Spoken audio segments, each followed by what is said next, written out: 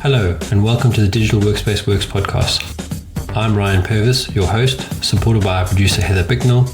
In this series, you'll hear stories and opinions from experts in the field, stories from the front lines, the problems they face and how they solve them, the areas they focused on from technology, people and processes, to the approaches they took that will help you to get to the grips with the digital workspace inner workings.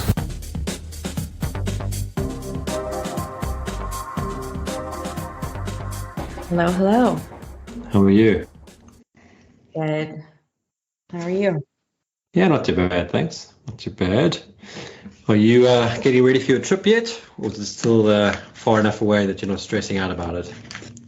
I have a couple trips coming up, so actually going hiking soon for a week. And then the big one. But super excited. The most stressful part is figuring out who will take care of my cats. And maybe a little bit of the international travel at this point, but otherwise pretty excited. Yeah, the pets thing, I don't miss not having pets. Just purely because it's a stress you just don't have anymore. I mean, I miss having the pets from a social point of view, but yeah, I mean, we have the flexibility now to do things because we don't have the pets that we never had before. So it's always a tough. You have the kids, but you can take those with you. Yes, well, yeah. Look, I mean, there's that stress of my mother-in-law's been with us for 2 weeks now, I think 3 weeks. Which has been hugely helpful because we've been able to go out for dinner and go watch a movie and all that. We've had babysitters, but it's different when you've got a babysitter who you're paying by the hour, and even though the kids like her, she's not always available and all that kind of stuff. So you're balancing it based on her availability as much as your own. Whereas having my mother-in-law here, it's been great. Like, do you mind if you just do the kids tonight? If it's okay, sort of thing, and I can do the bath time and we can do dinner, and then, they got time with their grandmother and they can, do that kind of stuff. So that's been good in that sense. And then, yes, they can come with too. Yeah. So. Well, yeah, I know you've been up to some productivity hacking by the looks of it. Yeah. So this has been the joys of young kids. My daughter has been waking up screaming at about 2:30, 3 o'clock in the morning for some unknowing reason. And the first time that this happened, I decided I'd go back to bed after I got her calmed down and back to sleep. And then the problem with that is you end up in a deeper sleep, or your whole sleep rhythm's out of things. So when you wake up at 7 to take the kids to school and stuff, you're like a zombie for like an hour. So what I've decided to do instead is if she wakes me up at that time, I get up and I work. Which is interesting because I've got to be very quiet. So I get downstairs, set myself up in the kitchen and just be quiet and work. So usually that involves, iPads and laptop, and listening to some sort of music with my headphones on, obviously. And that time, sort of 3 o'clock in the morning, sometimes 4 o'clock in the morning till 6, 7 o'clock, is hugely productive. Now, the first time I did it, I went flat out. Like I just went like 3 a.m. till 7. But then you are you kind of in a different kind of mental state when you finish that, because now you've basically pushed everything out in a sprint and you're exhausted, and then you got to do the whole day still. So the other thing that I started doing is I started breaking them up into Pomodoro sprints, so 25 minutes on, 5 minutes off, 25 minutes on. And instead of using my iPad as a capture device, I use that as a stopwatch. And I sent you a picture of this. So my iPad Pro is basically just a big stopwatch. And I use my laptop to work on, and then I use my little smaller one where I've got my notes or whatever, because I'm doing handwritten notes on that anyway. Now everything's synchronizing so that I can pick any device, but it just seems to just work out better that way. And it's kind of nice to have this big clock next to you. So while you're sprinting, and I made the 25 minutes, 30 minutes, then 35 minutes, and I think 35 minutes is probably the right number now. You basically push that sprint, then you do like a 10-minute break, then you do another sprint, and then you do a 10-minute break, and then you maybe do a third one, depending on what time of the morning it is. And then I'd maybe sleep for half an hour, depending on what time it is, just to get like a meditation sleep, just so I'm not completely zonked for the day. And that's been working really well. At least I don't feel like, because sometimes, you get up that time in the morning, you think, well, what am I going to do? I might read my book, or I might watch some Netflix or whatever the thing is. And then you wake up, you fall asleep on the couch and wake up and you're like, well, that was a waste of time. I fell asleep through the series I was watching and I feel like shit. And, I didn't really achieve anything. But this way you've achieved something. And you also get that quiet time because there's no one to distract you. There's no messages to read, or because I'm currently in limbo. It's just really good time to do brain stuff. Now, it's not that I wish my kids to wake me up at 3 o'clock in the morning, but when they do, I try and make use of it. That sounds very productive. It sounds very tiring to me, but so the Pomodoros, that's something you've done for a while, right? Yeah, yes and no. So I never knew it was called the Pomodoro method when I started doing it. And I think it actually came up when I was studying my degree, that a lecturer said that no one can concentrate more than 45 minutes consecutively without some sort of stimulant.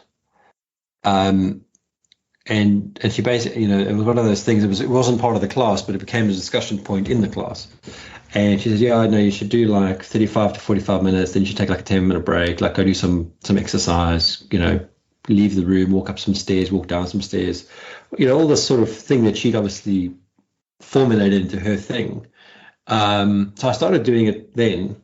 So we're talking 20 years ago, which is quite funny when you think about it. So when I know I've got the time, and it's very difficult today, I think, today's age, where your meetings are all over the place and they're all calls, and there's no real getting out and moving up, getting mobile. It's a good way to get some headspace, and you literally, and also it's a small enough number that you can commit yourself to it. You can say, okay, well, I'm just going to concentrate for 30 minutes. I'll put my phone over there, and that's why I don't use the phone. It's because the phone's too easy to get the notifications to look at, and especially WhatsApp or Facebook or whatever. Because I noticed I started looking at Facebook again, which I had to delete the app again. So you have the sprint, you give yourself a break, and that break is, as I say, like I do push-ups, and then I do make another cup of coffee, and it's always, and my coffee's decaf, so I don't have that benefit. And then you basically plan your next 35 minutes of what you're going to do, and then you go after it. Now, if you already do, like I was working on some documents, I knew what my morning was going to be about, so I basically just took the break, did the push-ups, made a cup of coffee, did a bit of stretching, and then went straight back into what I was working on. And the nice thing is, when you take the break, and you've got to be religious about taking the break at the timer. You don't do like, well, I'm going to just finish this one more thing. You literally stop, like hands off the keyboard or drop the pen, or whatever it is, and you go and do the other thing. Because while you're doing the break, your brain is still working on that thing anyway. Even though you're doing, like I said, I do push-ups or stretching or whatever it is. And then when you come back to work on it, you've already formulated what it is you're going to do with that thing anyway. And then you hit that thing, in a much more productive way, because you've almost formulated a plan and already discounted the things that you didn't want to do. So it makes you really productive. Now, the challenge with a working day is often when you're trying to do that 20-minute sprint or 35-minute sprint, is someone phones you, someone pings you, whatever it is. Now, you can set do not disturb and all that kind of stuff, which that takes discipline. But in some of the jobs I've worked in, if you put a do not disturb on, they still phone you. And they phone you repeatedly, even though it's not an emergency. It's always treated like it's an emergency. And I'm making an excuse now, but that's sometimes how it feels. Whereas, 3 o'clock in the morning, there's not many people awake at 3 o'clock in the morning, 4 o'clock in the morning, 5 o'clock, especially on a Saturday or a Sunday when this has been happening mostly. Most of my friends were in bed by that time, not out partying still like they used to be. So... Yeah, it's hard to find that uninterrupted time. A lot of people have those like very early morning routines for that reason, to carve out that time, but you're just taking a different approach where you're waking up in the middle of the night. It reminds me a bit too of that. I think it's biphasic sleeping where you kind of, Yeah. just opportunistically sleep. Yeah, look, I wouldn't do, I mean, yeah, so polyphasic or polymorphic sleeping, that's by design. You do it on purpose. I wouldn't do this on purpose. Although I do know some people that do go to bed at 9 o'clock at night to get up at 3 o'clock. I can't, I mean, socially, I can't do that. But like if I'm putting the kids to sleep and I fall asleep on the floor between them, you know, my wife's strict instructions not to wake me up. So if I fall asleep and then I wake up at 1 o'clock, 2 o'clock in the morning, then I'll use that as an opportunity to go and work for that time. Or, you know, hopefully I don't. I mean, two nights ago, I slept the whole night on the floor. Because I think that's the other thing that happens is because you're up sort of 3 until 7, then you still do a full day. Now, if you don't get a chance to have a nap later on, then by the time it comes to 8 o'clock, 9 o'clock the next night, you are exhausted. And then you know, it catches up with you. But usually I've been able to get away with, you know, half an hour nap later on in the day, which kind of gives you, as long as you're getting your sort of total hours for a day of sleep, you're okay. You know, sometimes more than half an hour, but never more than an hour in the afternoon. And but by that stage, you have no choice. Your brain is telling you it's time to sleep, and you've got to sleep. Yeah. Does your Aura Ring like yell at you for doing this, or do you notice a difference in that? So interestingly enough, because I've been doing so the nights that, let me get the data up, I'll tell you exactly what happened. So the night that I went straight through and I didn't sleep in the morning, my readiness score dropped drastically. And I say drastically, it was going down from like an 85 to like a 67 on that day. But once I started incorporating the meditation at the end, so like going, say, 3 until 6, and then 6 until 7, I'd be lying on the couch meditating / sleeping with the alarm going off at 7. My score went back up to high 70s, so 76. Then I had one day where we'd gone to watch a movie late the night before and got home at like 11, went to bed at midnight. My daughter woke me up at 3. I worked until 6, but then everyone slept till 8 o'clock, and I slept till 8, from 6 till 8, and that was actually, I got a 79 for that day. So there seems to be, as long as you can get your cycle in your sort of 90-minute REM cycle, you can get away with it. But as I said, I think it was 2 nights ago, I ended up sleeping on the floor the whole night because I just couldn't get off the floor because I was that tired. But that just a build up of doing this thing and learning what the routine should be like. Now that I know what the routine's going to be like, I think I'll get away with it pretty well. Well, yeah, I think I've definitely wanted to try the Pomodoro method. I love the story that the person who invented it was using a tomato timer, and that's where the name comes from. But yeah, as you said, I think it's hard to do it in a modern work environment where like truly uninterrupted time or like meeting time allows for it. But I think one thing I struggle with is we call it like time blindness, like not really realizing how long you get kind of sucked into a particular task. So it'd be nice. I think one side effect potentially is just realizing how long it takes me to do something would actually be very valuable. So I've started my toggle tracking again. Funny you mentioned that.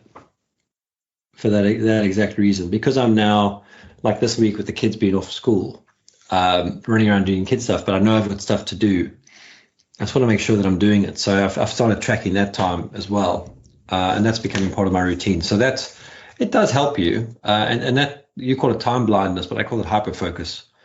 When you get so involved in something, and that was what I did the first morning that I got woken up, that I actually decided to work, as I got so stuck into what I was doing that when the kids came down at like 7, I was still like so zoned in on it, and then I realized how tired I was. And then the best thing to do is get some sunlight. That wakes you up. And the other thing, if you're feeling tired, is you can look up in the sky, so at the bottom of your eyes can see the light, and that resets your brain. This is all from Andrew Huberman's podcast. Yeah, that's a really good one if you're looking for one on health stuff. And yeah, it gets you going with the right amount of breaks too, because you need the breaks to reset. Yeah, that's also a struggle, but another reason why I think people gravitate towards the Pomodoro method, because then it's baked into the process. There's also, what is that, 20-20-20, or the one where you're supposed to be looking away from your screen for 20 seconds every 20 minutes, 20 feet away, something like that. I never do that. I wonder if anyone successfully remembers to do that. Yeah, well, that was something that I think we've talked about it before, but I think we were actually looking at doing that with one of the agents we had, was to remind someone every 20 minutes to look away. I mean, it's definitely something that the wearables do, in the sense of get up and walk around. Now, that's, I think, skewed a bit when you're at a standing desk. Like, you know, I'm standing now, but I'm leaning my arms on the counter. So I don't think it picks up that I'm actually standing. So you've got to kind of jiggle your arms around every so often, but that's still not leaving the screen. I mean, I find, because I'm working from home still, I tend to do some work at my desk, and then I go and work at the dining room table, and then go run an errand. And that kind of keeps me going, at least to get outside. Yeah, no, definitely. We'll see how it goes when winter comes along. Yeah, much harder to get outside then, especially now that you're back in the UK. Yeah, tell me about it. Well, great. I don't know, was there anything else? I only have a couple minutes, but. Yeah, same. But there was one last thing. So this, I sent you a text about technology making consumer life easier or harder. So my wife and I have this huge argument about using, I don't know if they have in the US, but the UK, they have this all over the place. So you have the self-checkout option. Yep. Or self-scanning. So you can walk around with your thing and scan your stuff yourself. And then in theory, by doing that and packing your shopping bags, you're speeding up your shop. Now, if I go to one store, that works like a charm. In fact, I use their mobile app instead of the handheld device. And that's great because it ties into the loyalty program. So I can see straight away all my offers that they've got on my loyalty program. I get the price straight away. The scanning's done on my phone, so I'm not touching some other device. And then just when I come to pay, do I actually have to do, sort of the normal thing where I go and scan the QR code to end the transaction. Now, that's great because that means your shop is cut down because you're literally packing your bag as you go and you're saving that time and, you're getting the value or the extra incentives that you should be getting as part of being a loyal shopper. Now, I go to another one where you can't use their app. Well, at least I don't know if you can, but you can use this. You can still do the self-scanning, but every single time we do the scan and we go to the self-service checkout, they want to rescan some of our items. Now, I know why they want to do that because that was trying to avoid theft. And this last one, we did quite a big shop and they had to scan 45 items out of our, yeah, exactly. That's the face I made too. And she just happened to pick. Now, this happens a lot to, I've spoken to friends about this. This happens to all of us all the time. And we always, we're not there to steal anything. But my wife gave me 2 packets of sausages. And 1 packet was pork and 1 packet was chicken. But they're looking identical. Like if you look at the packet, at the sausages, they look identical. So I scanned the 1 bag twice. Mm-hmm. Same price, right? But when she did her 45 items, she obviously picked up one of those and was the one that I didn't scan. So now because I didn't scan the one in my list, she has to go and rescan the entire trolley. And it's actually basically a trolley and a half. So now that whole efficiency that you've gained from scanning the whole way through is lost because now you have to go rescan the entire trolley again.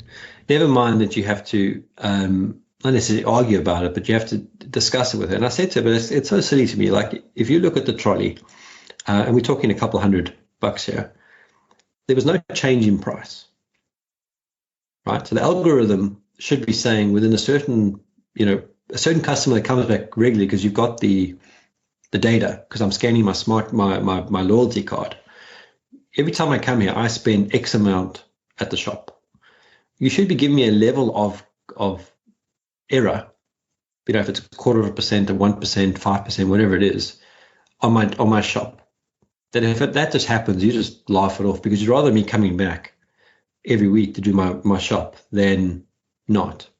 Now, if you're picking up every week that I've made an error, and the error is not a financial error, and so there's no difference to the price, but I've barcode scanned the wrong thing, the system should be laughing that off and saying, well, don't worry about it, because we will accept a certain amount of errors. So without having to re-scan everything, we'll just accept that there's one error. One error is okay. It's like, if you look at a baseball analogy, one strike is fine. And when you get to 3 strikes, then we'll rescan the whole shop. Mm-hmm. And then we'll recorrect the whole algorithm or calculation for this customer, because like my wife has sworn she'll never use the self-scan again. And I'm saying, but it should work. But if you're not going to give me any leeway, then I'm also not going to do it. In fact, I'll just go to the other shop where they do let me do it, and I might pay more for the food. But because they never check me, because I'm not stealing food, and they trust me, then I trust them. Therefore, I'm going to use it. Therefore, the technology is working for me. Whereas the other place, technology I said to my wife when we walked out, I actually feel like a criminal. Like I did nothing wrong, except for scan the wrong thing. But it cost me, 25 minutes of time, and the sort of look and disdain because I scanned the wrong item. And the lady, it's not her fault, but she's like, well, they're 2 different products. I said, yes, I know they're 2 different products, but like in the grand scheme of things, who cares? Like it's an experience thing. So that's the thing I wanted to chat to you, because we do it because we get the Avios, which feeds into our loyalty programs for our flights and hotels and all that kind of stuff. Yeah. No, that sounds like a painful experience. Unfortunately, I have to drop. Maybe we can talk about self-checkouts again, because they're such a divisive topic. But yeah, no, I'm with you. If I can just scan it all myself and be faster, that's totally the way I do it. So. Well, I think there's going to be some intelligence in it. It's not really smart scanning. It's not smart shopping until there's some intelligence in it. It's really just, shadow work, shadow shopping. The store comes in where it, captures things as you grab it in your cart. But I don't know what's happened to any of those. But yeah, I do need to run, unfortunately. So no problem. Cool. All right, we'll chat later. Cheers, bye. Bye. Thank you for listening to today's episode. Heather Bicknell is our producer and editor. Thank you, Heather, for your hard work on this episode. Please subscribe to the series and rate us on iTunes or the Google Play Store. Follow us on Twitter @the DWW Podcast. The show notes and transcripts will be available on the website www.digitalworkspace.works. Please also visit our website www.digitalworkspace.works and subscribe to our newsletter. And lastly, if you found this episode useful, please share with your friends or colleagues.